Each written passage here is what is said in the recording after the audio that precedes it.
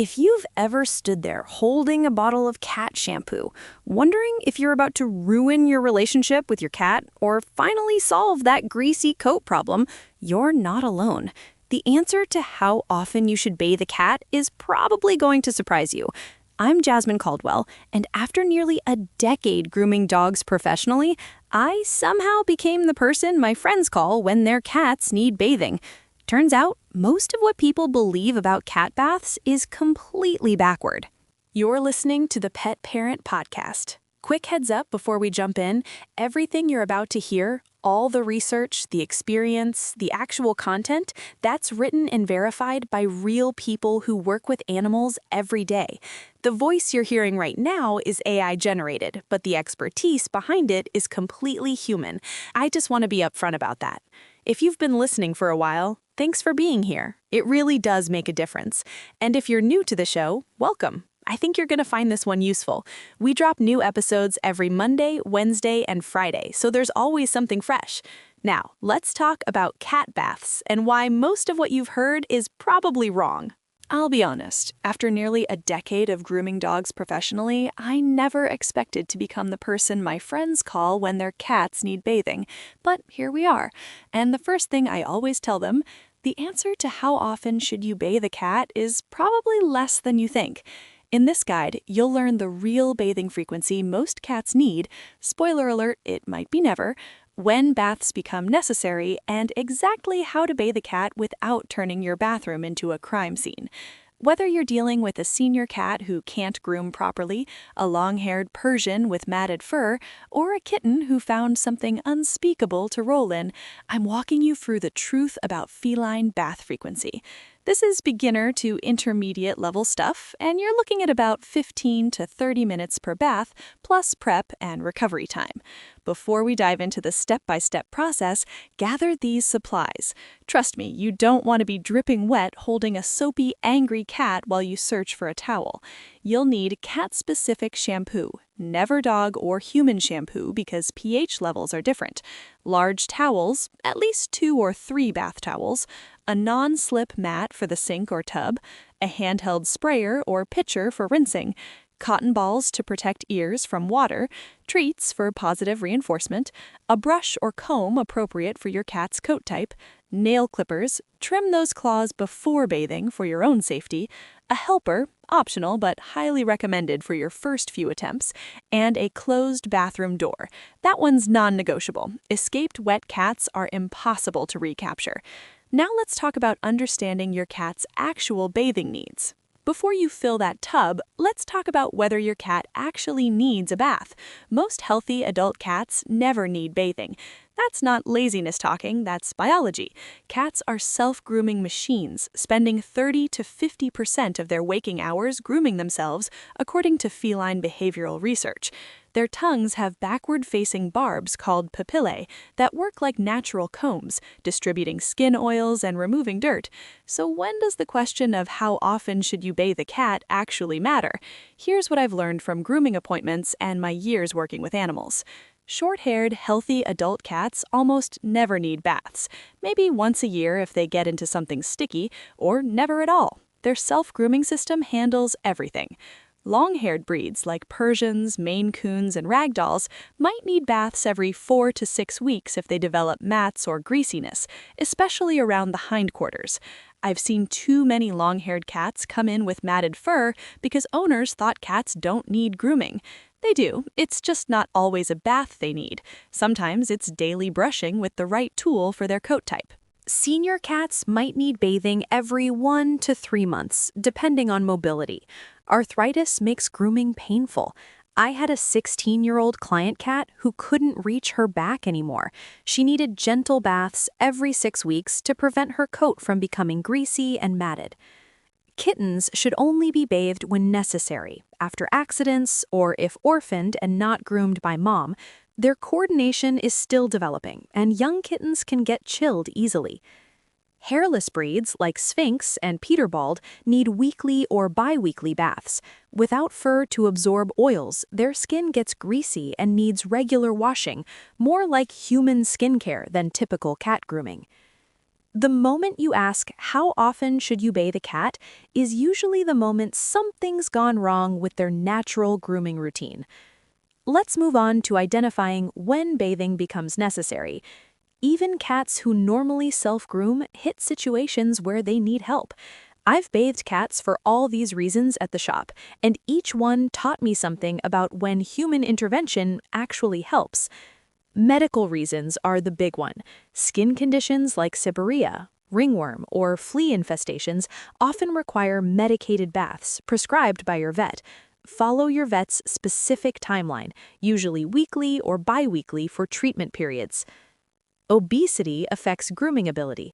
Cats who can't physically reach their hindquarters develop greasy, sometimes foul-smelling rear ends. I've worked with several overweight cats who needed monthly baths while their owners worked on weight management. The bath was a temporary fix, not the solution. Diarrhea or litter box accidents require immediate cleanup. No cat should sit in fecal matter, and you can't just wipe this away with a cloth. A targeted bath of the soiled area prevents skin irritation and infection. Toxic substance exposure demands emergency bathing.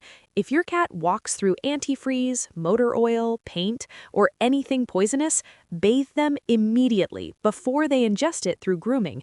This is when you don't wait, you act. Severe matting sometimes requires a bath after shaving or dematting to remove loose hair and soothe the skin. But honestly, if matting is severe, see a professional groomer first. I've seen too many owners accidentally cut skin while trying to remove mats themselves. Outdoor adventures occasionally leave indoor cats filthy. Cats who escape outside and roll in mud, get sprayed by skunks, or find dead things need baths. This is situational, not scheduled. Notice what's not on this list. Because it's been a month or because they smell a little like cat? Those aren't reasons. Cats smell like cats. That's normal. Next up, preparing your cat and your space. This step makes or breaks the entire experience. I've bathed hundreds of dogs professionally, and I can tell you, cats required 10 times the prep work for half the bath time. Respect that or pay the price in scratches. Tire them out first. Play with your cat for 15 to 20 minutes before bath time. A tired cat has less energy to fight you. Use a wand toy, laser pointer, or whatever gets them moving. This is especially crucial for young, energetic cats. Trim claws 24 hours before bathing if possible. Fresh nail trims can be sensitive, so give them a day to settle. If you're bathing due to an emergency, you might skip this, but your arms will regret it. Brush thoroughly before wetting your cat. Mats become cement when wet. If your cat has any tangles, work them out first. For serious shedding issues, use a de-shedding brush to remove loose fur. You don't want that clogging your drain. Set up your bathing station completely before bringing in the cat. I use a kitchen sink for most cats. The smaller space feels more secure than a big tub. Place your non-slip mat, lay out towels within arm's reach, set the water temperature to lukewarm, never hot, and close the bathroom door. No escape routes. Get your shampoo diluted if needed. Some cat shampoos work better when pre-diluted in a squeeze bottle. Have this ready. Put cotton balls in their ears gently, just enough to prevent water from entering the ear canal. Don't shove them deep. They should be easy to remove.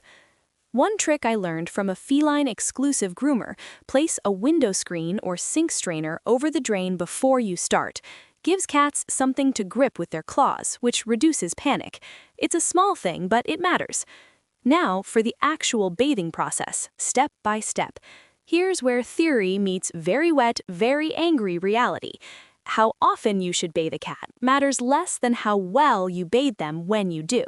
A traumatic bath means your cat will hide under the bed for 3 days and make your next attempt impossible. Start with reassurance and slow movements. Bring your cat into the bathroom calmly. Speak in a low, steady voice, not high-pitched baby talk, which can amp up their stress. Set them gently in the sink or tub. Wet the coat gradually. Use a handheld sprayer on gentle pressure or a pitcher to pour water. Start at the shoulders and work backward. Never spray the face directly. Most cats panic when water hits their head first. Keep one hand on your cat at all times. I use a firm but gentle hold on the scruff area or chest, not restraining, just grounding them. Apply shampoo and work it through the coat. Use about a quarter-sized amount for short-haired cats, more for long-haired breeds. Lather from neck to tail, avoiding the head. Get down to the skin, that's where oils and dirt accumulate. For long-haired cats, work in sections. Don't scrub roughly, use massaging motions. Some cats actually start to relax at this point if you're calm. Rinse thoroughly. This is where most people fail. Leftover shampoo causes skin irritation, itching, and dander buildup. Rinse until the water runs completely clear, then rinse one more time. For long coats, this takes 3 to 5 minutes of continuous rinsing. It feels like forever. Do it anyway. Wash the face last with a damp cloth only. No shampoo, no spraying. Wipe around the eyes, nose, and chin with a warm, damp washcloth. That's it. Wrap immediately in a towel when you're done. I do this while they're still in the sink. Lift them out already wrapped. This contains the inevitable shake-off explosion and gives them a sense of security. Throughout this entire process, your cat will probably vocalize. That's normal. What's not normal? Thrashing, trying to bite, or going completely limp. If your cat is that distressed, stop. Dry them off and consult your vet about sedation options for future baths, or consider professional grooming services. Let's talk about post-bath drying and recovery. The bath isn't over when the water stops. The next 30 minutes determine whether your cat forgives you by dinner or holds a grudge for 3 weeks. Towel dry as much as possible. Use multiple towels and blot, don't rub vigorously. Rubbing tangles long hair and irritates skin. I go through 3 towels on a long-haired cat.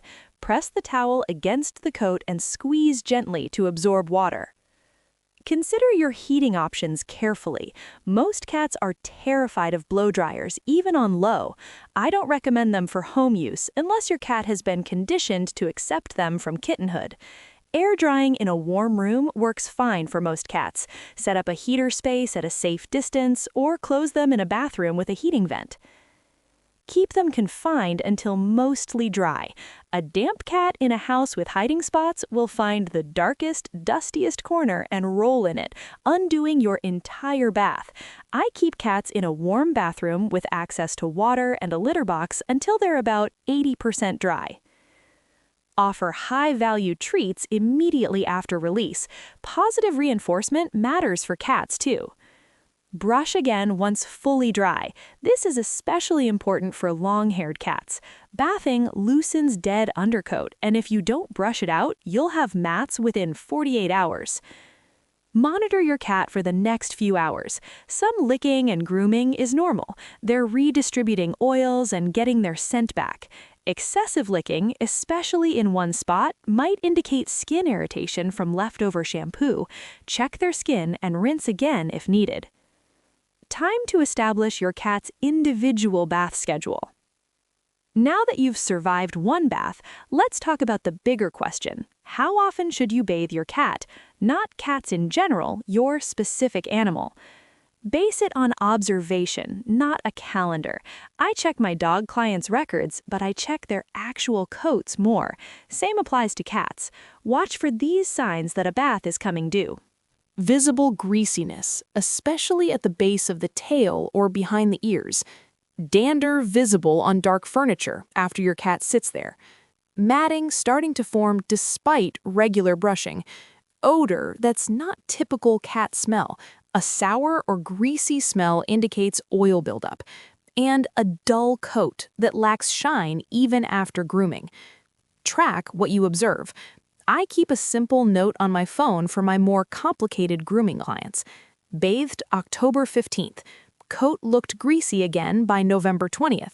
Try every 5 weeks instead. For cats, this tracking matters even more because you're trying to establish their minimum necessary frequency. For cats with ongoing needs, like seniors, hairless breeds, or medical conditions, create a routine. Routine reduces stress. If your Sphinx gets bathed every Sunday, they accept it faster than if you bathe them randomly when you remember. For normal adult cats, how often should you bathe a cat might be answered with specific numbers. Once or twice per year, usually spring and fall when they're blowing coat, or never. I'm not kidding. Some cats go their entire lives with 0 baths and maintain perfect coat condition. Adjust for lifestyle changes. If your indoor-outdoor cat becomes indoor-outdoor, bath frequency might increase. If your senior cat develops arthritis and stops grooming, you'll need to start bathing. If you switch to a higher quality diet and their coat improves, you might bathe less. Nothing is set in stone. The goal isn't to establish bath day like you would with a dog. The goal is to bathe only when necessary and recognize what necessary looks like for your individual cat. Here's something important: knowing when to call a professional. This is the step people skip, and it costs them. I've had clients bring me cats with severe mat wounds because they kept trying to bathe at home when they should have called a groomer 3 weeks earlier. Call a professional groomer if your cat becomes aggressive during home baths. I'm talking biting, deep scratching, not just protest vocalization. If matting is severe or close to the skin, you risk cutting skin if you try to remove it yourself. If your cat is elderly or has mobility issues that make restraint painful. If you have a long-haired breed and you're overwhelmed by coat maintenance. Or if your cat needs medicated baths and you can't manage the stress. Call your vet before a groomer if your cat has a skin condition you haven't diagnosed yet. If there's hair loss, scabs, or open wounds. If your cat is lethargic or showing other signs of illness. Or if you need prescription shampoo or treatment. Professional grooming for cats costs more than for dogs, usually around $50 to $100 for a basic bath, more for specialty services. That's because cats are harder to groom. We earn that money, but sometimes it's worth it for your relationship with your cat. I've seen owners who destroyed their cat's trust by forcing traumatic home baths when professional help would have preserved that bond. Some cats, despite your best efforts, will never tolerate home bathing. That's not failure, that's knowing your animal. I have 4 dogs, and I still take my long-haired shepherd to a colleague for full grooms because she trusts other people more than she trusts me with clippers. No shame in that. Let me share some pro tips and common mistakes. After watching dozens of cat bath attempts go sideways and conducting plenty of successful ones, here's what separates the smooth experiences from the bathroom disasters. Don't wait until the cat is filthy to start. If you have a breed or situation where you know regular bathing will be needed, start conditioning your kitten to baths early. Monthly baths from 6 months onward create a cat who tolerates it by age 2. Starting with a 5-year-old cat who's never been bathed, you're in for a fight. Never use dog shampoo on cats. I mentioned this in the supply list, but it bears repeating. Dogs and cats have different skin pH levels. Dog shampoo can cause serious skin irritation and dryness in cats. Same goes for human shampoo. It's too harsh. Spend the money on cat-specific products. Timing matters more than technique. Bathe your cat when they're already calm, late evening after dinner, not first thing in the morning when they're hyper. Read the room, or in this case, read the cat. 2 people make this exponentially easier if your cat is resistant. One person holds and reassures, the other washes. This isn't admitting defeat, it's being strategic. The biggest mistake I see, owners giving up halfway through. They get the cat wet, the cat protests, and they abort mission, leaving a damp, soapy, angry cat loose in the house. If you start a bath, finish it. Don't begin unless you're committed to seeing it through. The psychological damage of a half-done bath is worse than just not bathing at all. Finally, manage your own stress. Cats read your energy. If you're anxious and expecting a disaster, you'll create one. I approach cat baths the same way I approach trimming nails on anxious dogs. Calm, matter of fact, no big deal. Your energy sets the tone. Let's tackle some frequently asked questions. How often should you bathe a cat with normal grooming habits? Most healthy adult cats with normal self-grooming habits don't need regular baths at all, maybe once or twice a year if they get into something messy, or never throughout their entire lives. Cats are designed to clean themselves, and overbathing strips natural oils from their coat, leading to dry skin and irritation. Only bathe when there's a specific need, like medical treatment, severe soiling, or inability to self-groom due to age or health issues. Can I bathe my cat every week? Weekly bathing is only appropriate for specific situations like hairless breeds, Sphynx or Peterbald, who need regular skin cleansing, or cats receiving veterinary-prescribed medicated baths for skin conditions. For normal cats with fur, weekly bathing is excessive and will damage their coat and skin by stripping protective oils, causing dryness, irritation, and increased dander. Even long-haired breeds rarely need baths more frequently than every 4 to 6 weeks at most. What happens if I never bathe my cat? For most healthy cats, nothing bad happens. They maintain perfect coat condition through self-grooming and never need human intervention. However, senior cats with arthritis, obese cats who can't reach their hindquarters, long-haired breeds prone to matting, and cats with certain medical conditions may develop greasy, matted, or odorous coats if never bathed, which can lead to skin irritation, infections, or discomfort that requires eventual professional grooming intervention. Do indoor cats need baths? Indoor cats typically need baths even less frequently than outdoor cats because they don't get exposed to dirt, mud, or outdoor contaminants. Most healthy indoor cats go their entire lives without needing a bath, unless they develop a medical condition affecting their grooming ability, become obese or elderly and can't groom properly, or have an accident involving something toxic or sticky that they shouldn't ingest through self-grooming. Here's what it all comes down to. The honest answer to how often should you bathe a cat is simpler than most grooming advice makes it sound. Most cats never need regular bathing, and those who do need it only as often as their individual circumstances require. Watch your cat's coat condition, not the calendar. Bathe when you see greasiness, matting, medical need, or contamination, not because it's been a certain number of weeks. When you do bathe, prepare thoroughly, work efficiently, and end on a positive note with treats and warmth. Your cat's self-grooming instincts handle the rest. Save the regular grooming routines for brushing, nail trims, and relationship-building activities that don't involve water. Trust me, your cat will thank you for recognizing the difference between maintenance they need and maintenance they don't. That wraps up this episode of the Pet Parent Podcast. Thanks for listening. We've got new episodes coming your way every Monday, Wednesday, and Friday. If this one helped you out, I'd really appreciate it if you could leave a 5-star rating and write a quick review. It sounds small, but it actually makes a huge difference in helping other pet parents find the show.